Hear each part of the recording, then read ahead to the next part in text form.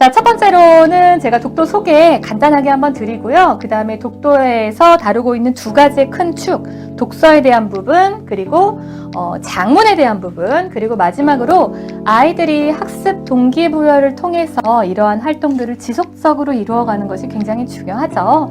그리고 이 독서 논술 교육은 또 가장 시간이 좀 여유가 있고 기초를 잡아줄 수 있는 초등 과정에서 충분히 이루어지는 것이 좋습니다. 그래서 이 네 가지 과정으로 오늘 설명회를 좀 진행해 보도록 하겠습니다. 자, 먼저 독도 프로그램은 뭐냐면 읽어서 도리를 깨우치다. 읽어서 이치를 깨우치다 라는 의미입니다. 자, 아이들이 책을 읽는 활동은 책에 대한 줄거리를 이해하는 것도 있지만 이것을 나만의 것으로 내재화해서 온전하게 내 것이 되기 위해서는 그것을 밖으로 표현할 줄도 알아야 여기까지가 완전하게 이루어져야만 진짜 나의 경험과 지식으로 축적이 될 수 있을 텐데요. 그러한 면에서는 독서와 논술의 교육을 따로 떼어서 생각할 수가 없겠죠. 그래서 대상은 7세부터 13세까지 글을 처음으로 읽을 수 있는 아이들이 독서에만 치중할 것이 아니라 적절한 수준의 체계적인 글쓰기가 병행되어야 할 것이다 라는 취지를 담고 있고요. 그 구성 방법으로 저희는 메인 중심이 되는 교과서를 토대로 해서 교과서를 중심으로 읽기를 연구했고요. 교과서를 중심으로 쓰기를 연구했습니다. 그 중심에 다 교과서가 있습니다. 이게 무슨 의미냐면 아이들이 독도 프로그램을 통해서 독서와 논술에 대한 체계적인 훈련을 경험하게 되면 이것이 반드시 학교의 수업을 진행하는 데 도움이 된다는 사실입니다. 자, 첫 번째로 독도 소개. 세 가지로 말씀드릴 수가 있을 것 같은데요. 일단 필독서를 읽는 것부터 시작하겠습니다. 화면 좀 자세하게 보여드릴게요. 필독서를 읽는 것부터 시작한다는 것은 교과서에 나와 있는 교육적인 학습 단원의 목표에 수록이 되어 있는 책들이 있어요. 그 교과 단원과 연계되는 책들. 그래서 필독서를 읽고 여기에서부터 확장해서 그 다음의 도서를 선정해주는 특별한 큐레이팅 방식을 채택하였습니다. 차별화되는 지점이죠. 그냥 단순히 아이들이 재미있어하는 책 또는 어느 정도 수준만 맞춘 다양한 책들을 한꺼번에 아이들한테 제시를 하게 되면 오히려 어떤 책을 읽어야 할지 혼란이 가중되는 아이들도 있을 텐데요. 아이들의 취향을 존중하되 그 읽어야 되는 범위를 조금 학교 교육과 연관이 있는 도서로 제한하고 선별한 프로그램이다 라고 말씀을 드릴 수 있을 것 같습니다. 두 번째, 논리적으로 글을 쓰는 방식입니다. 자, 더 이상 아이들의 글쓰기 훈련이 그냥 단순히 독후감에만 그칠 것이 아니라 그냥 단순히 맞춤법 교정에만 그칠 것이 아니라 실제로 학교에서 이루어지는 글쓰기의 과정을 토대로 해서 거기에 대한 적절한 경험을 많이 중첩해서 쌓아줄 필요가 있습니다.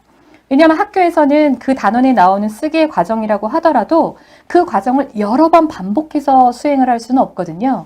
읽기도 있고 듣기도 있고 또 말하기 파트도 있기 때문에 쓰기에 대해서 쓸 수 있는 시간이 굉장히 한정적이죠. 그래서 아이들에게 논리적인 글을 쓸 수 있는 경험의 시간을 많이 중첩해서 제공을 하기 위해서 노력을 했습니다. 자, 그리고 마지막, 아이들이 온라인 학습을 통해서 독서와 논술을 적절하게 이 테크놀로지를 같이 결합을 하면 또 아이들이 동기부여를 하고 흥미있게 학습을 진행하는 데 있어서 많은 이점이 있는데요. 이러한 이점을 살려서 아이들이 동기부여할 수 있는 어떤 영상적인 부분을 적시에 제공을 함으로써 학습이 지루해지지 않도록 또 방지를 하는 것에도 신경을 많이 써서 만든 프로그램입니다. 자, 그러면 본격적으로 독도에 있어서의 읽기 파트, 책 읽기 파트를 좀 소개를 해드릴게요. 간단하게 먼저 요약된 페이지를 보여드릴 텐데요. 첫 번째로, 특징 세 가지 중에 첫 번째로는 과학적인 도서 선정 방식을 갖추고 있다는 점입니다. 자, 혹시 어머님들께서 이전에 아이들이 독서를 할 수 있는 어떤 공간이나 사교육에 보내신 경험이 있다면 아마 금방 아실 수 있을 거예요. 대부분 독서 지수에 대한 검사는 많이 실시를 합니다. 왜냐하면 이것은 어휘력과 굉장히 직접적인 연결이 되어 있기 때문이죠. 독서의 수준을 따질 때 제일 먼저 보는 것이 어휘력 부분인데요. 글에 쓰인 어휘의 수준이 맞지 않는다면, 본인과 맞지 않는다면 이 책장을 넘기는 것 자체가 어렵기 때문에 이 지수에 대한 검사는 보편적으로 많이 실시를 하는 부분입니다. 독도에서는 이 지수 검사뿐만 아니라 아이가 좋아하는 성향, 아이가 지금 현재 가지고 있는 기질적인 부분까지도 고려를 해서, 이 부분은 왜냐하면 어떤 주제에 대한 책을 선정할 때 이 이야기가 전개되는 방식이나 소재가 내가 더 관심이 있는 부분이 있는 책이라면 훨씬 더 몰입을 하는데 도움이 되기 때문입니다. 특히 아이들의 독서는 처음에 딱 몇 장 책장을 읽었을 때 더 읽고 싶은 마음이 들어야 하는데, 그러한 부분을 고려해서 도서의 수준뿐만 아니라 아이들이 타고난 기질, 지금 가지고 있는 성향까지도 같이 고려를 해서 두 가지의 검사를 실시한 도서 큐레이팅을 제공해 드리고 있습니다. 자, 두 번째는 체계적인 독서의 연계 과정입니다. 제가 아까 말씀드린 것처럼 독도는 교과서를 기반으로 해서 독서를 연구하고 교과서를 기반으로 해서 작문을, 글쓰기를 연구했기 때문에 이 모든 중심에 다 교과서가 있습니다. 그렇다면 아이의 독서도 교과서를 기반으로 한 어떠한 책을 한 권 읽었다면 그 다음에 다른 책으로 넘어가기 전에 반드시 한 권 이상은 지금 읽은 이 내용과 연관이 있는 책을 읽도록 제안합니다. 아이들의 범위를 읽을 수 있는, 선택할 수 있는 도서의 범위를 제한했는데 그 원칙이 지금 읽은 도서와 연관성이 있는 도서를 연계해서 한 번을 더 읽도록 하는 방식이죠. 그 연계해서 읽을 수 있는 도서도 무려 3가지로 수준을 나눠서 구분했는데요. 하나는 연계도서, 하나는 확장도서, 하나는 심화도서입니다. 첫 번째 읽은 책의 주제와 비슷한 연결성을 가지고 있는 도서, 요거는 수준이 비슷한 거. 그 다음에 첫 번째 읽었던 그 소재에 연계된 어떤 좀 확장된 주변의 다른 주제로 연결성 있게 나아가는 도서가 확장도서. 그 다음에 첫 번째에 다루었던 주제보다 같은 주제지만 훨씬 더 깊이 있게 파고들고 어휘의 수준이 높아지는 책이 심화도서입니다. 이 3가지 도서 중에서 아이가 연결해서 꼬리에 꼬리를 무는 독서를 할 수 있도록 설계를 한 프로그램이고요. 마지막으로 아이들이 독서를 했다 그러면 이 책에서 한 번 더 꼭 짚고 넘어가야 할 부분은 무엇일까요? 아이들이 어떠한 책을 읽었다고 하면 그 책에서는 반드시 전달하고자 하는 메시지가 있습니다. 이 메시지를 우리는 주제라고 하죠. 그렇다면 아이가 주제를 잘 이해하고 그것에 대한 생각을 더하는 과정이 필요할 텐데요. 이것이 단순히 그냥 줄거리를 나열하거나 기분을, 본인이 느꼈던 감정을 표출하는 것에 그칠 것이 아니라 이 말하고자 하는 주제가 어떠한 내용을 함축하고 있는지 사고할 수 있도록 퀴즈 형태로 저희가 또 워크북까지 제공을 하는 단계로 구성이 되어 있는 특징을 가지고 있습니다. 실제로 화면을 좀 한번 보여드리면서 말씀드려 볼게요. 자, 제가 말씀드렸던 첫 번째 특징, 지수만 구별하는 것이 아니라 성향까지도 배려하였다. 그래서 이렇게 여러 가지, 8가지에 걸쳐진 성향 검사가 나오게 되는데요. 아주 재미있는 사실은 아이들이 이 성향 검사를 엄청 즐거워한다는 사실이에요. 조금만 돌이켜서 어머님들의 학창 시절로 한번 거슬러 가보실까요? 보통 한 초등학교 고학년 정도 또는 중학교에 입학하는 그 정도 시기에 사춘기가 되는 시기라고 하죠. 그때 굉장히 자아에 대한 관심이 높아지는 시기인데요. 그래서 이런 자아에 대한 관심 때문에 나는 누구인가, 나는 어떤 성격을 가지고 있는가, 막 생년월일에 따른 별자리 이런 거 막 찾아보죠. 그 다음에 이름이 가지고 있는 획순 이런 걸로 짝꿍이랑 뭐 얼마나 마음이 잘 맞는가 이런 것들을 또 검사하고 막 깔깔거리고 이랬던 추억이 저도 있는데요. 아이들도 마찬가지더라고요. 요즘에는 MBTI가 제일 보편적이죠. 저는 그 MBTI를 봐도 기억이 잘 안 나는데 아이들은 척척 읽더라고요. 그래서 자아에 대한 관심이 높아진다는 점 때문에 저희가 최초에 기획했던 것보다도 훨씬 더 폭발적인 반응으로 아이들이 관심을 보이고 있고요. 이 성향검사 덕분에 이거는 아이들이 어떤 프로그램을 진입할 때 보편적으로 하는 줄 세우기 검사가 아닙니다. 정답이 있는 문제가 아니라는 거죠. A도 맞는 답이고 B도 맞는 답인데 내가 마음에 드는 것을 선택하는 형식입니다. 그래서 아이들이 이 결과를 너무너무 흥미롭게 보고 맞아 내가 이렇지 이런 것을 같이 매칭해 보면서 거기에 걸맞는 책을 제안해 주겠다라고 했을 때 아이들이 훨씬 독서에 손쉽게 진입을 하고 흥미를 가지는 데 도움이 많이 되더라고요. 그래서 꼭 성향 검사를 한번 같이 해보셨으면 좋겠고요. 요 독도 레벨과 성향 평가에 따라서 그 적절한 수준의 책의 난이도를 설정하고 또 그 안에서도 아이의 성향을 고려한 큐레이팅으로 최초 4권의 도서가 선정이 됩니다.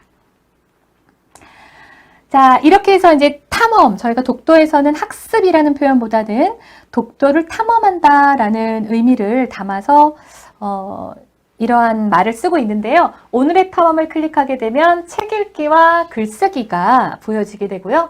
이 중에서 내가 책 읽기를 먼저 하겠다라고 클릭을 했을 때 최초로 보여지는 큐레이팅 4권 중에서 여기에서는 이제 아이들의 선택 자율권을 보장해 줍니다. 그런데 아이들이 책을 고르는 기준은 뭐가 있을까요? 정답이 없죠.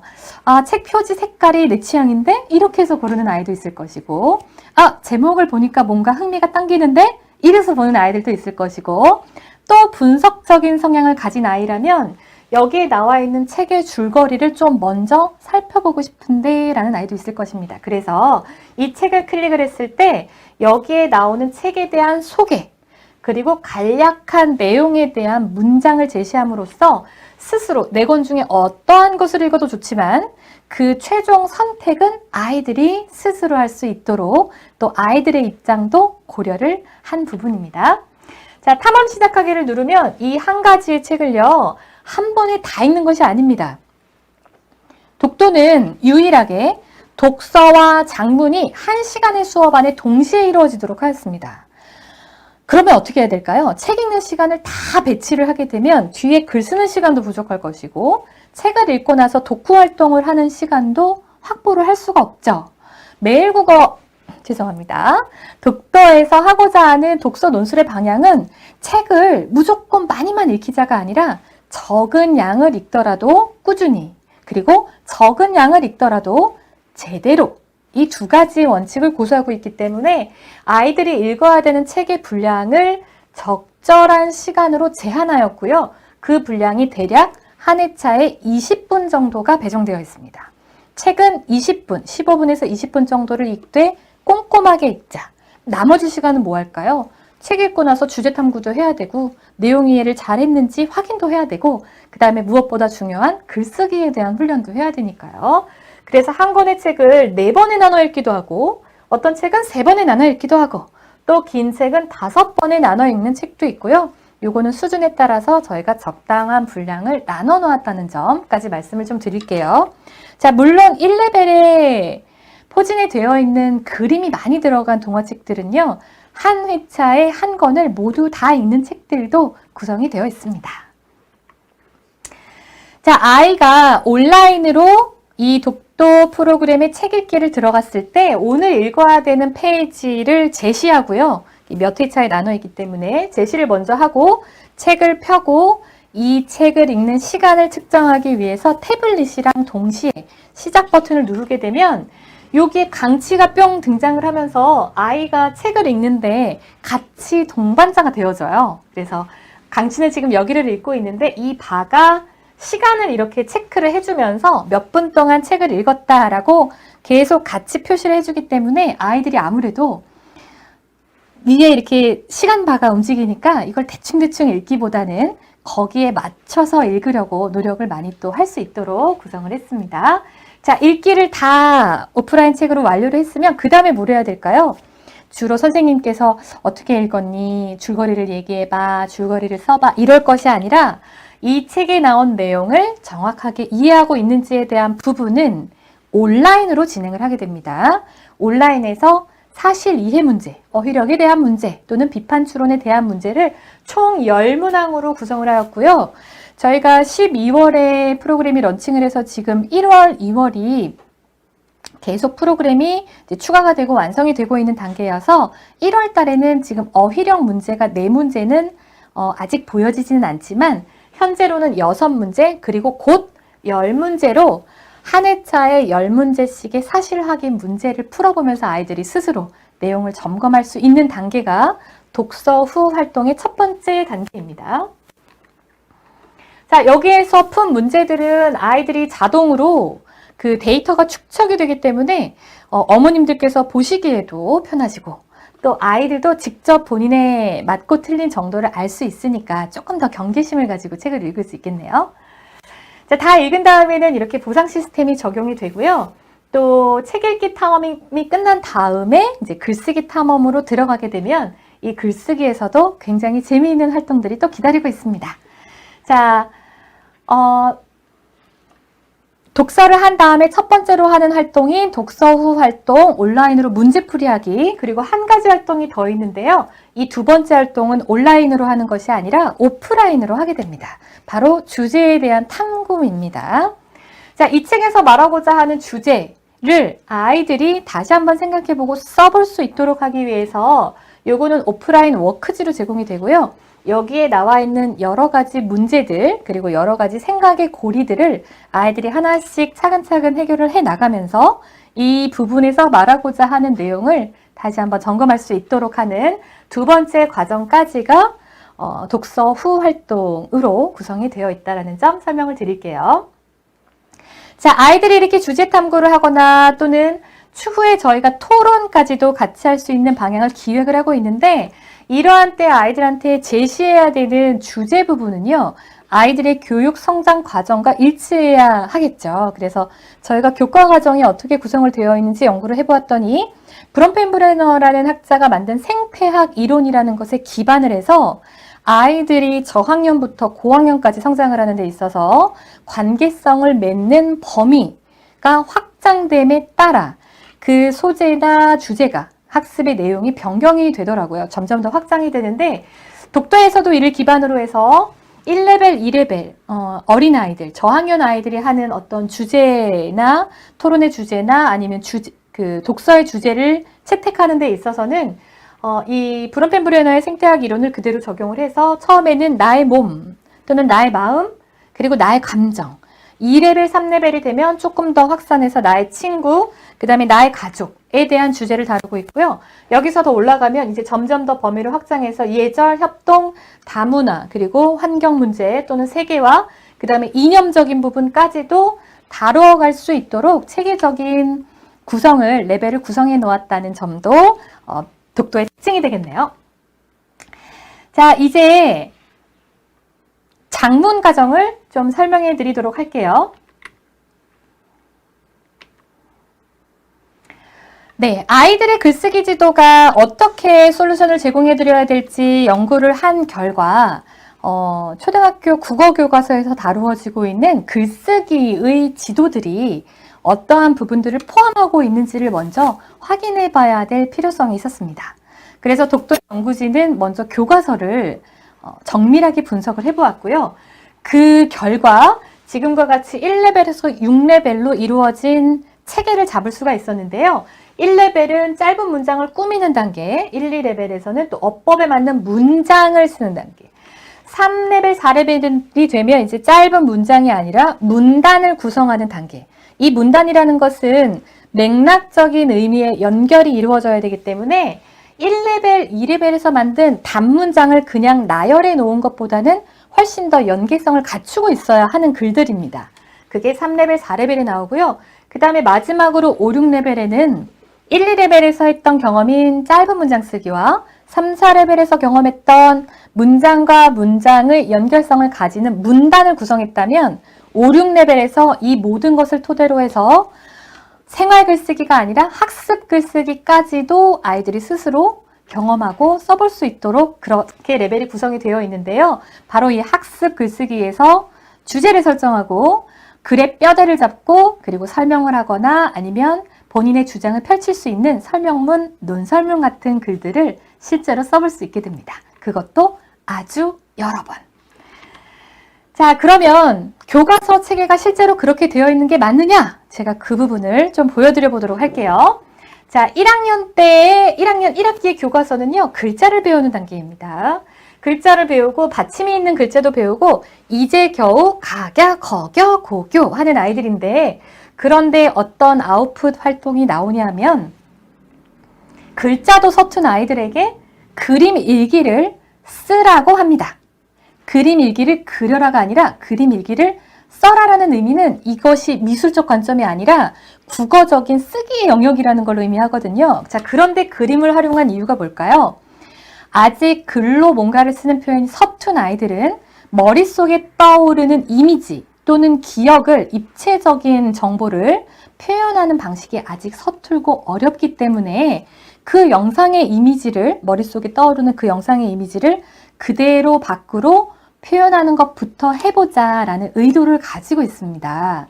그래서 독도에서도 마찬가지로 글쓰기를 처음 시작하는 단계의 아이들에게는 이러한 그림적인, 이미지적인 부분을 선제적으로 제공하는 것이 꼭 필요하겠다라고 분석을 해서 그대로 좀 녹여낸 부분이 있고요. 자, 계속 넘어가 볼까요? 2학기가 되면 이제 1학기 때 기역, 니은, 디귿, 리을 배운 아이들이 2학기가 되면 이제 문장으로 표현을 하라고 하네요. 1학년 1학기 때 그림 일기를 쓰던 아이들이 이제 온전한 문장을 쓰게 됩니다. 이 온전한 문장을 쓰게 돼서 첫 번째로 쓰는 것이 뭐냐면 겪었던 일 한번 써봐. 또 넘어가면 2학기 때 생각을 나타내는 글을 써봐.